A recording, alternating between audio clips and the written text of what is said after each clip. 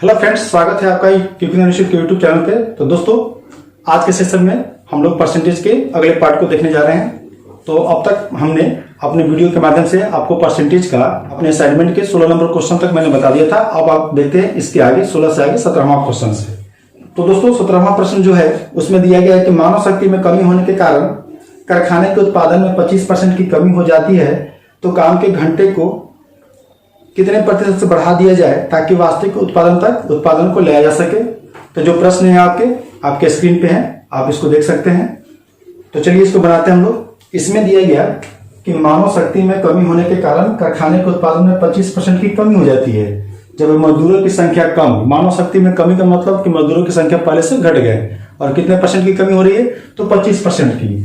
तो मजदूरों की संख्या जो भी रहा होगा वो अपने आप में 100% रहा होगा, और 25% घट जाने के कारण अब रह गए मानव शक्ति में मजदूरों की संख्या हो गई 75%। ठीक, तो बोला गया कि इनके घंटे के काम करने के घंटे को कितने परसेंट से बढ़ा दिया जाए ताकि वास्तविक उत्पादन तक पूरे प्रोडक्शन को ले आ सके।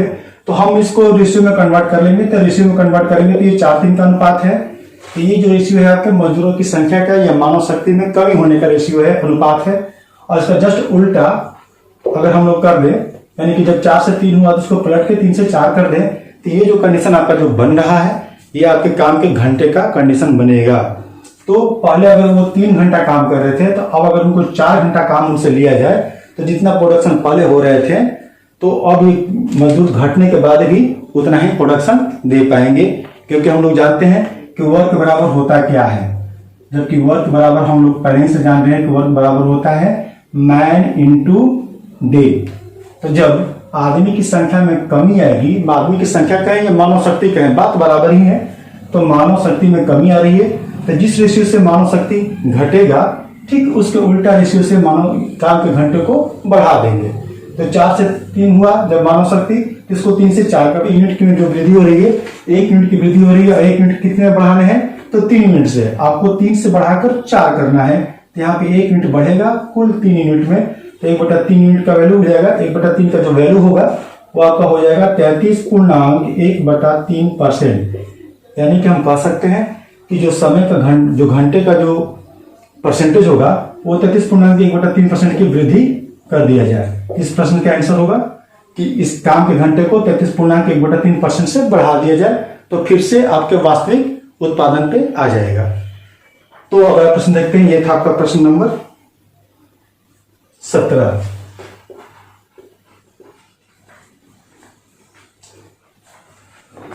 तो अगला प्रश्न देखा जाए।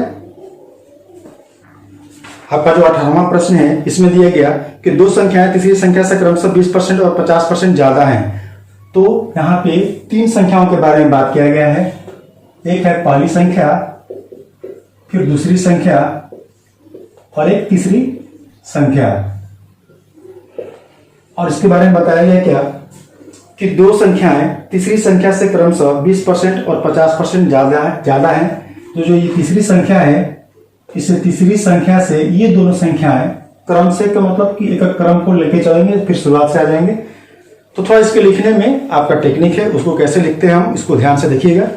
दिया हुआ है कि दो संख्याएं तीसरी संख्या से क्रमशः 20% और 50% ज्यादा है। तो कोई भी संख्या जिससे तुलना किया गया वो अपने आप में 100% रहेगा, और इससे ये 120% है, और 50% यानी कि ये 150% है इस संख्या का अधिक है। तो यहाँ पे आगे दिया गया है क्या, तो आपको ये बताना है कि पहली संख्या दूसरी संख्या का कितना परसेंट है। ये जो पहली संख्या है इस दूसरी संख्या का कितना परसेंट है।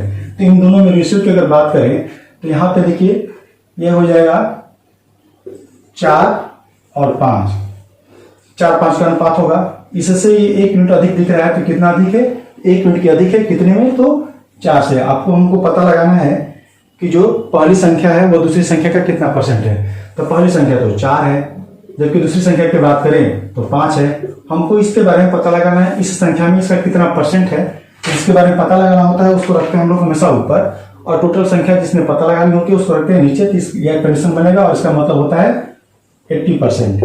इस प्रकार हम कह सकते हैं कि जो पहली संख्या है वो दूसरी संख्या का 80% है। तो आशा करता हूं कि यह क्वेश्चन आपको समझ में आ गया होगा।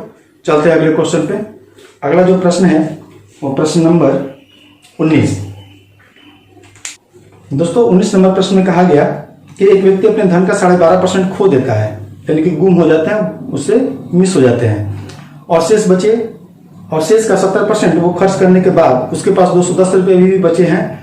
तो उसके पास प्रारंभ में कुल कितने रुपए थे? तो इसको मैं अलग अलग तरीके से करके दिखाना चाहूंगा। तो ये है आपका प्रश्न नंबर 19, और इसको हम लोग कैसे सॉल्व कर पाएंगे। तो एक व्यक्ति के पास जो भी धन था वो अपने आप में 100% था, धन का 12.5% खो दिया, यानी कि गंवा दिया, तो उसके पास बचेंगे कितने?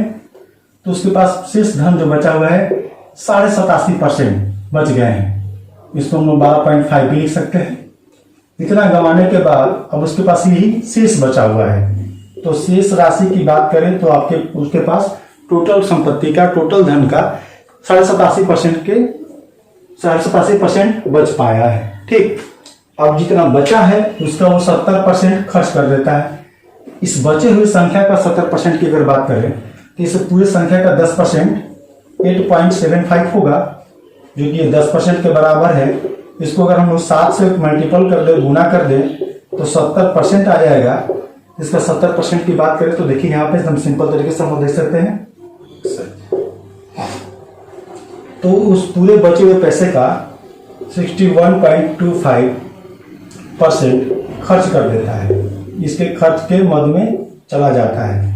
तो जब हम इस पूरे अमाउंट में से 61.25 को अगर माइनस कर लेते हैं तो यहाँ पे देख लिया जाए 87.5 में से अगर हम लोग 61.25 को हटा लें तो यहाँ पे आपके बचते हैं 26.25, यानी कि अब बचा हुआ जो राशि होगा, बचा हुआ जो परसेंट होगा, अब उसके पास टोटल राशि का 26.25% ही बच पाता है।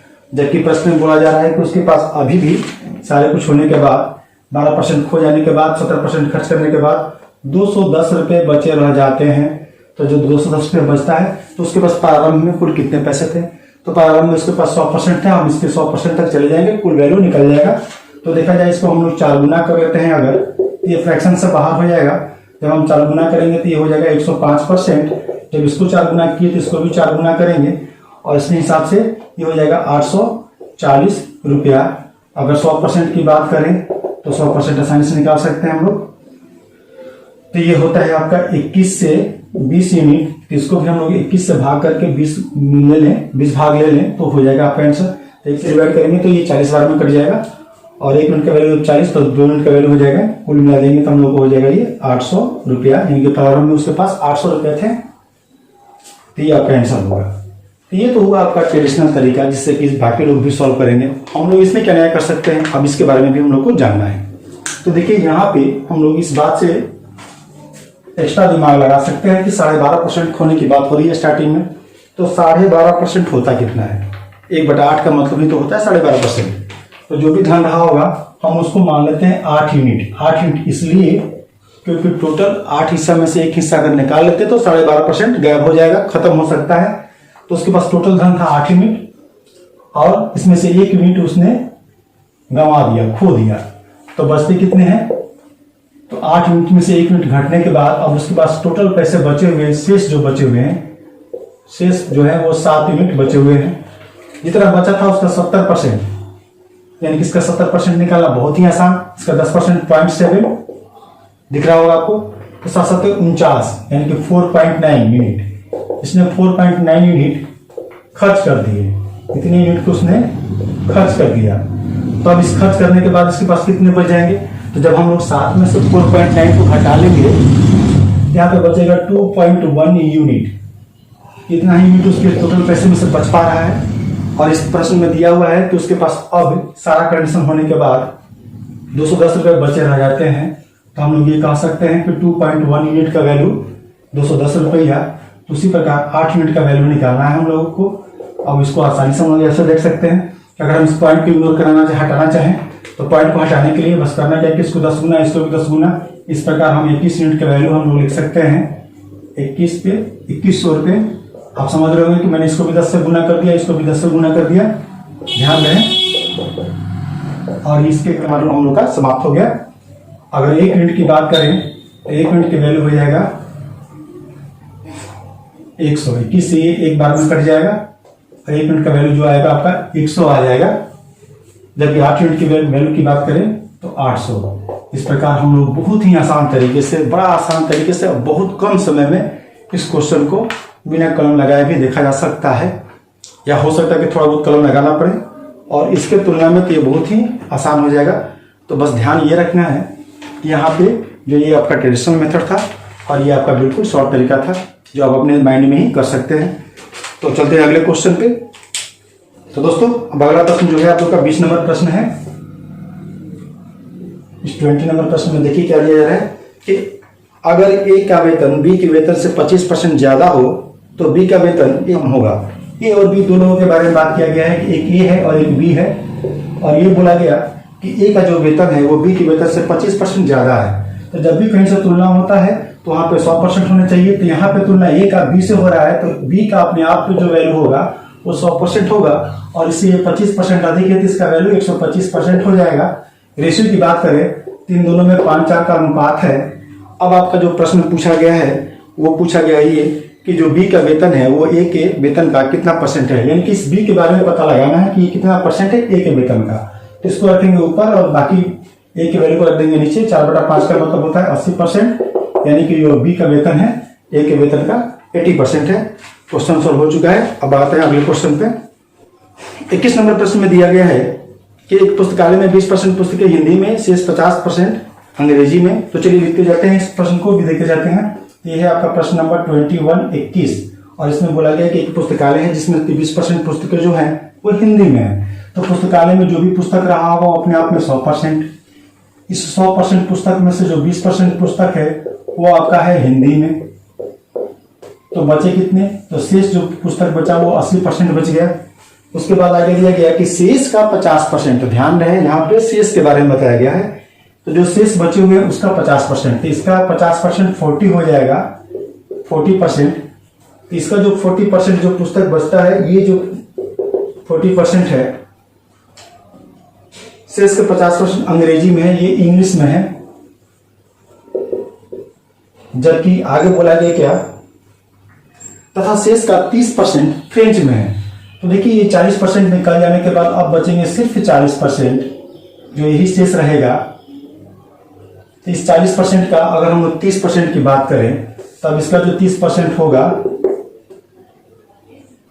वो हो जाएगा आपका 12%। 10% 4 तो 30% 12, यानी कि 12% बच जाएंगे। अब इस 12% की जो पुस्तक है वो फ्रेंच में है, जैसा कि प्रश्न में दिया गया है। इसके बाद जो बच जाते हैं तो आपके बच जाएंगे टोटल 28%। और अब जो शेष पुस्तक बचते हैं उन शेष पुस्तकों की संख्या दी गई है, जो कि कुल मिलाकर 6300 पुस्तकें हैं और वो क्षेत्रीय भाषाओं में है। तो जो बचे हुए पुस्तक हैं ये 28% हैं, और इसका वैल्यू दिया जा रहा है कि 6300 पुस्तकें बच जा रहे हैं जो कि क्षेत्रीय भाषा है, यानी कि रीजनल लैंग्वेज में।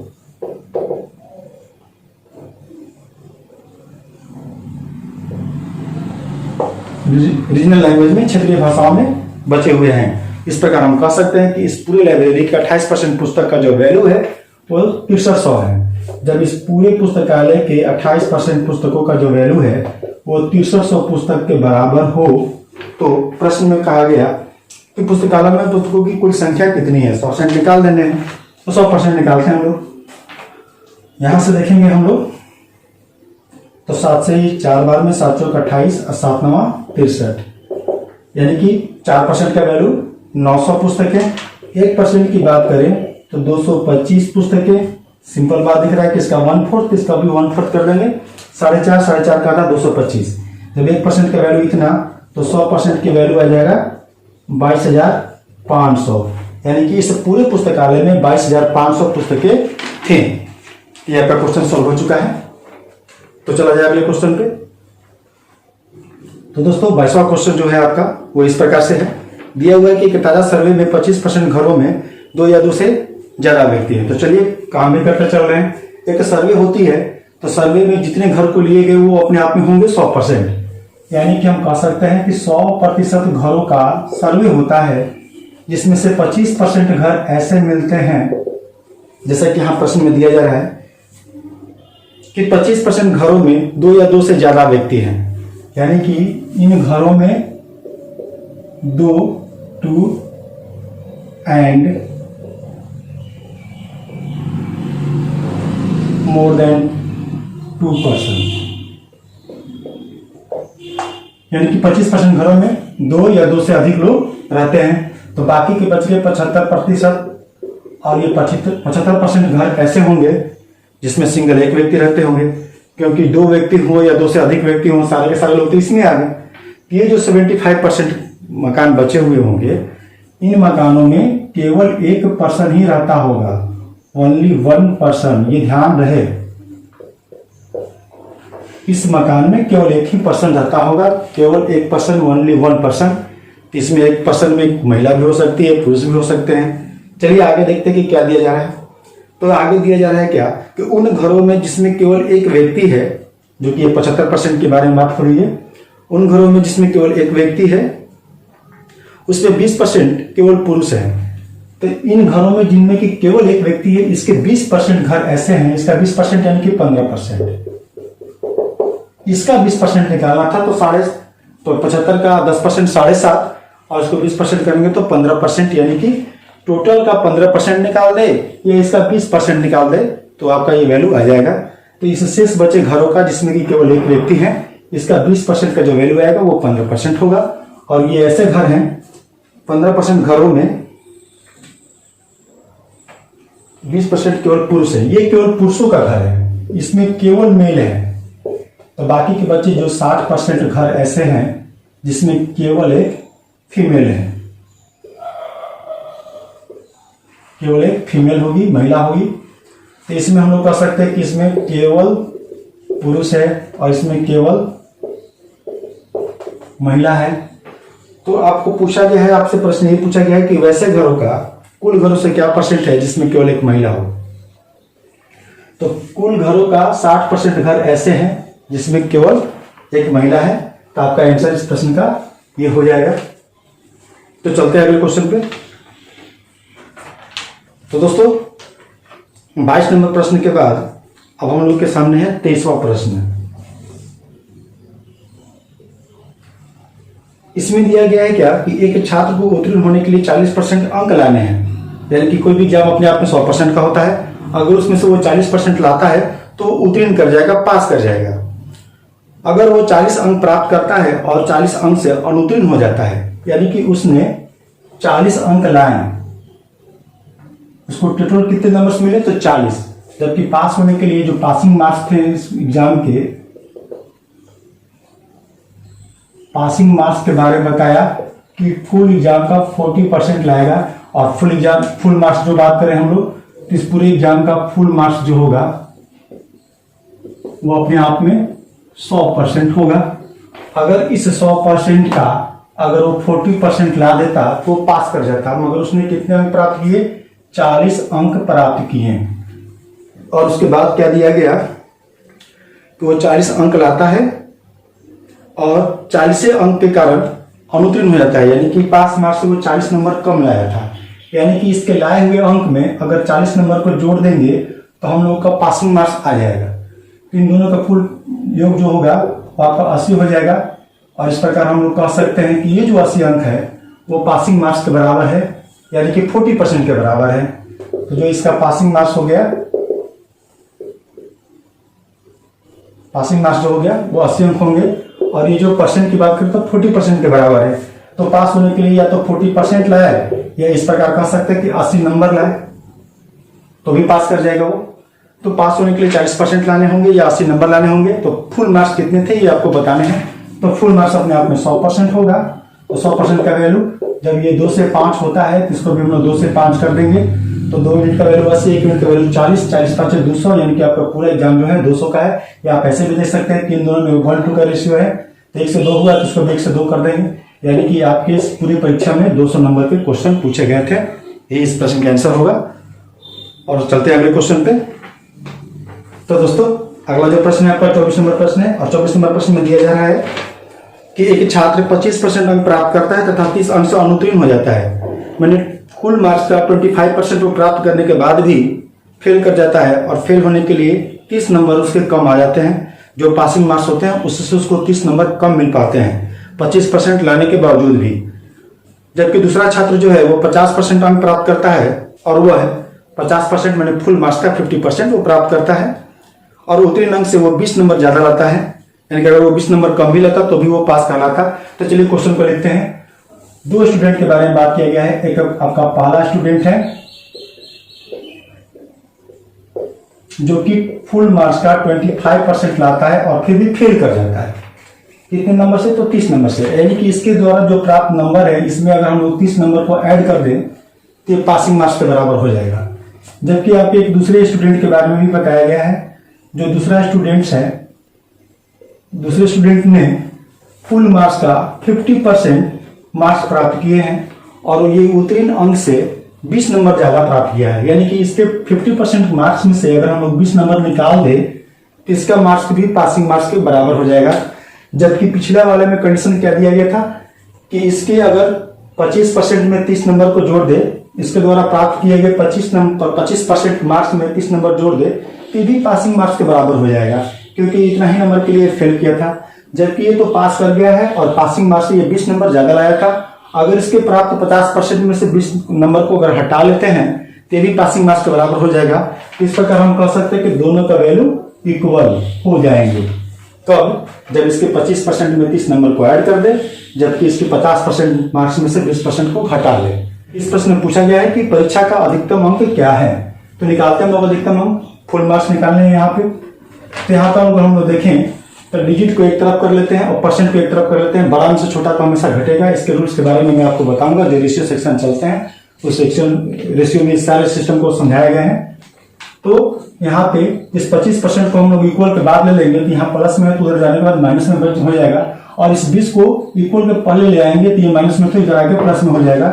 जबकि यहाँ पे 30 बच जाएंगे पहले से, जो कि प्लस में था, और इस 20 को उठाकर इधर लाते हैं तो ये प्लस में हो जाएगा। और ये 50% यहाँ पर यहीं से मौजूद है, और इस 25% को जो कि प्लस में है इधर ले जाते हैं तो ये माइनस में हो जाएगा और आपका मैथ सॉल्व। अब यहाँ पे करना क्या है कि इन दोनों का योग जो होगा वो 50 हो जाएगा, और इन दोनों में से 50 में से 25 निकाल देंगे तो 25% आ जाएगा।